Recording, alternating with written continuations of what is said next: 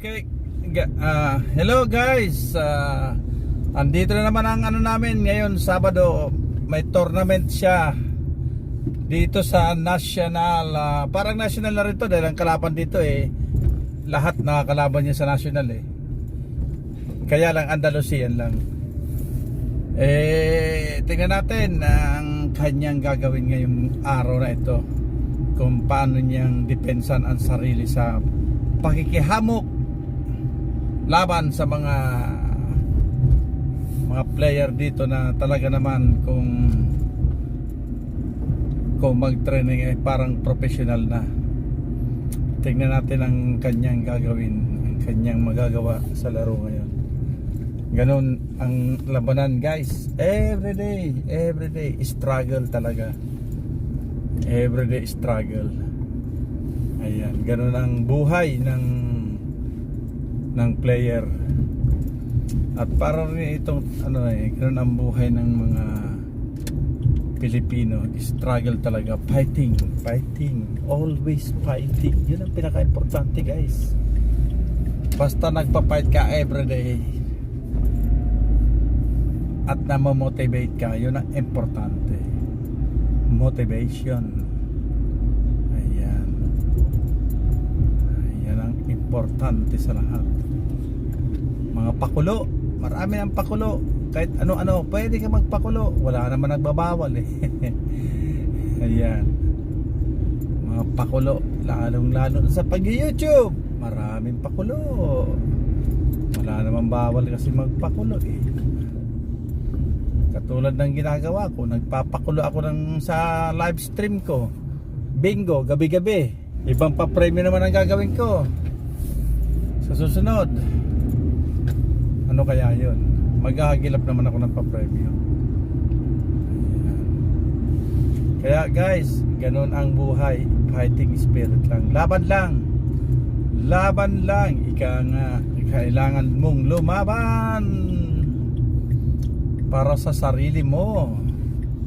Ngayon, kung politika ka, laban para sa bayan. Ganun talaga. Pero kung ikaw naman ay individual, laban sa sarili at laban kung hanggang saan. Ganun lang naman ang buhay. Lumalaban. Ayan. Minsan naman pagka relax ka, mayroon ka rin ipinaglalaban. Ano yun? Ewan ko kung ano yun. Pinaglalaban mo. Marami mga hugot. Pinaglalaban ko. Ganun talaga. Ay. Ang buhay umiikot lang. Parang gulo. Ngayon sikat ka, bukas hindi na. Ay, just go. Magpa-practice muna kami, magpapainit muna kami ng konti bago kami pumunta ron. Ayan ang aming activities for today. Guys, nandito na kami ngayon guys. Nasa club na kami ngayon. Ito para lalaro na siya ngayon. Tingnan natin kung ano ang gagawin niya sa tournaments. Mga guys.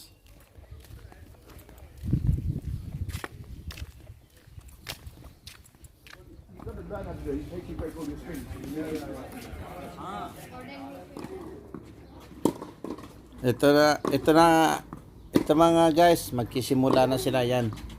Nagsimula na yung kanilang points. Ito na.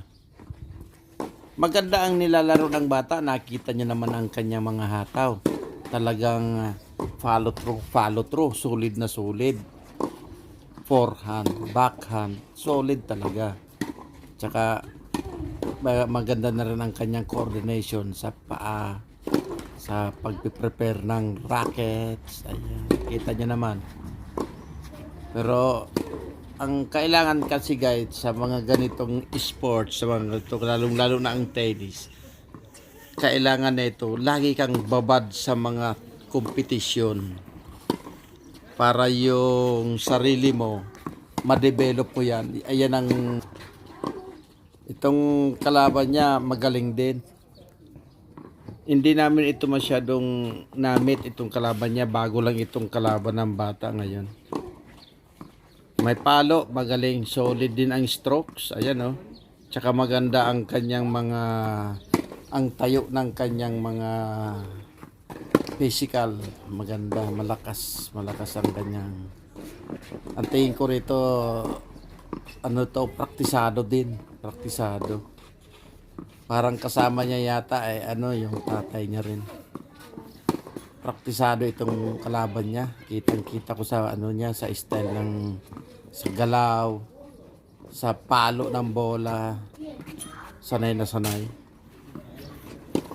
Balang araw, ito mga guys, dahil nga sa nandito sa Europe, kung tuloy-tuloy ang mga kompetisyon na ito, magkikita-kita rin ito mga lagi itong mag-limit sa mga kompetisyon ng mga lalong-lalo na pagka yung maging professional sila, iba na. Pag professional, iba na ang training session, iba na. At saka, siyempre, lumalaki na sila, iba na rin ang kanilang mga mindset. Sa ngayon, ito lang ang kanilang mga laro. Pero pag umidad na sila ng mga 20, o magmula, sabihin na natin, kasi ang babae kasi matagal ma-develop ang kanilang career bilang isang professional, mas matagal kaysa sa mga lalaki. Kasi siyempre iba naman ang ng babae. Kaya nga mga babae hindi naman katulad ng lalaki na talagang ang lalakas talaga ng lalaki. Ang maganda dito, tingnan mo naman ang stroke ng Pinay player natin. Ito nakaasol ang Pinay player mga guys. Ang kalaban niya ay yung nakaputi, hindi yun ang Pinay. Kung hindi, itong nakaasol. Tingnan mo ang galaw niya mga guys. Kung kayo ay marunong tumingin ng player, makikita nyo kung sila ba ay may future as a professional player. Pwede kayo mag-comment dito sa ating comment section at babasahin naman namin yon kung mayroon kayong pwedeng i-add sa ating Pinay player, kung anong kulang sa kanya o ano pa man, pwede kayo mag-comment. No problem, mag-comment sa ating mga comment section. Kaya lang guys, ang sinasabi ko lang sa ating lalo na tayo mga Pilipino, kulang ang player natin na napapasabak sa mga international competition ng lalong-lalo na ang tennis. Ilan lang sila. Mabibilang mo lang sila, ilan lang. Kaya kung masusundan nyo ang ating Pinay tennis player, makikita nyo ang kanyang historial dito sa aming channel. Ang ating Pinay player nag-start din ng bata pa. At the age of 6, nag-start na siya. Marami na siya na-collect na maraming mga trophies sa kanyang age group, sa kanyang pagsali ng competition. Hanggang ngayon, sumasali pa siya ng age group. Kaya, please subscribe sa channel ng ating Pinay tennis player, ang Jelansan Sports Fitness. Ito mismong kung saan kayo nanonood, ito ang kanyang YouTube channel. Yan. Pwede kayong mag-comment, pwede kayong maging isa sa kanyang kung meron kayong i-add na mga may nalalaman kayo tungkol sa tennis, pwede rin. Lahat pwede. Wala namang hindi pwede. Lahat tayo dito pwede. Lalong-lalo na pag Pilipino. Yan. Alam mo naman natin pag Pilipino at tayo'y sinusundan natin ang mga karera ng bawat Pilipino. Yan. Balang araw, pag edad niya na siguro ng mga, sabi natin, adults na talaga. Yan, makikita na natin na kung ano ang kanyang magiging future as a tennis player. Sa ngayon, yan, nakikita nyo siya. Ano ang masasabi ninyo mga guys? At babasahin natin ang inyong mga comment sa ating comment section. Ayan. Itong laro na ito guys, ang Pinay tennis player natin, natalo siya dito. Ang score nila is 6-2 doon sa kalaban. Tapos nakuha niya ang second set. Nakuha niya ang second set. Why not? But Yung second set, ang kalaban nauna na 5-2. Na 5-2 na ng 5-1 ng kalaban. Ang puntos 5-1 na. Kaya nga nung 5-1 na, nagre-ready na kami para umuwi. Dahil sa hindi kondisyon ng ating Pinay player, marami siyang mga unforced errors na hindi inaasahan. Ngayon, naka-recover siya mga guys. Nakuha niya from 1-5 ang score. Nakuha niya hanggang 7. Nice. Napako sa 5 yung kalaban. Kaya sabi ko ba, nabaliktad ang laro. Nakuha niya, naging 7-5 ang second set. Nakuha ng ating Pinay tennis player. Kasi alam niyo kung bakit guys. Kasi ang player natin, lumaro na talaga siya ng focus. Mas nagkaroon siya ng mas interest na manalo.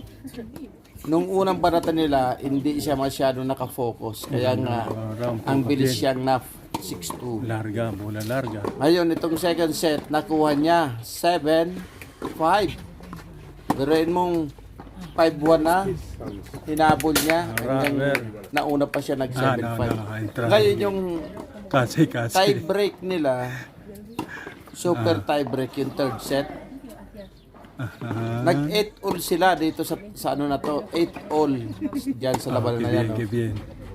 8-all. Peligro. Service nung kalaban. Ahí está. Nag-error ang Pinay player natin ng isang drive. Yun ang nangyari. Tapos yung match point naman, nag-bad bounce yung bola. Kaya hindi niya na ibalik. Yun ang natalo ang ating player ng 2 points sa super tie break. Kaya ang naging score 6-2, 5-7 at 10-8. Talo ang ating Pinay player, pero maganda ang kanyang naging performance. Yun lang ang maganda ron. Ang kanyang performance ay maganda. Maganda ang linaro niya talaga. Kaya, pero magkikita-kita ulit itong mga to, sigurado yan. Dahil itong tournament na to, series ito eh. Hanggang Masters. Ang Masters na ito, ang final tournaments na itong competition is sa August. Kaya yan, sila sigurado, itong mga to sigurado magkikita-kita ulit. Ano ito, buong Andalusia, buong region. Marami silang mga makakalaban. Iba-iba rin. Iyon ang experience nila, guys. Advantage, let's see. Kaya, guys, keep watching lang sa aming sa ating Pinay player. At nasusundan nyo ang kanyang masusundan nyo ang kanyang karera. Ayan. Keep watching lang guys para malaman nyo ang kung ano ang magiging future niya bilang tenista. Pilipinang tenista na nandito sa game. Europe. 6-2. Yan mga guys, yan lang ang masasabi ko sa ating mga kababayan na Pilipino na sumusubaybay sa mga kapwa Pilipino na mayroon pinagkakaabalahan na isang bagay. Yan. Magandang sundan ito dahil mga series of tournaments niya to mga guys. Hanggang sa maging ano na niya na ito, maging lifetime routine every day. Yan. Kaya guys, thank you very much sa mga nanood. Pwede kayong mag-iwan ng comments. Babasahin namin lahat yan. At shout out sa mga aming kaibigan na nandyan, sa mga sumusubaybay sa amin, sa aming subscribers na nandyan sa Pilipinas. Shout out sa inyo mga guys. Thank you sa pag-subscribe nyo sa amin. At sa mga bagong subscribers, thank you rin mga guys.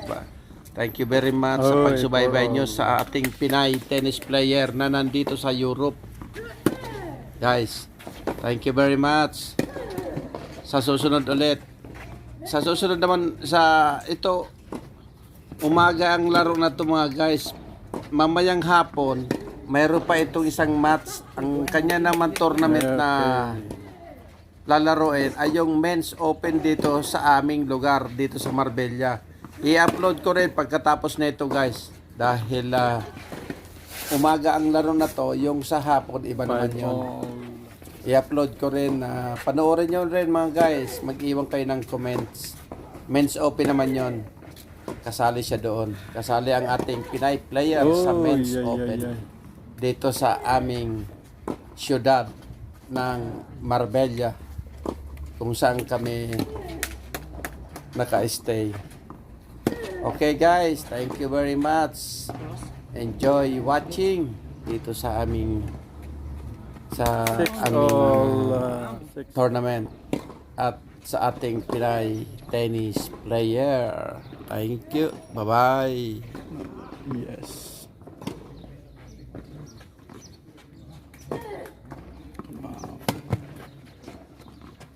Game, yes. It all.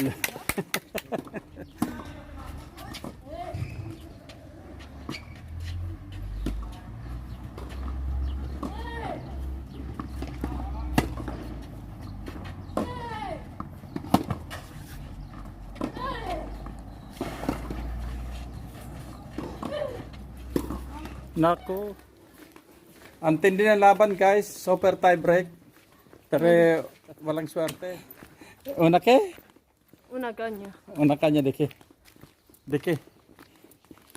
¿De qué caña? Ah, eso lo subes también, ¿no? ¿Eh?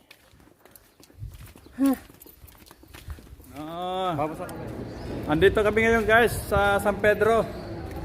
Ayan, kakain muna kami rito sa Gastro.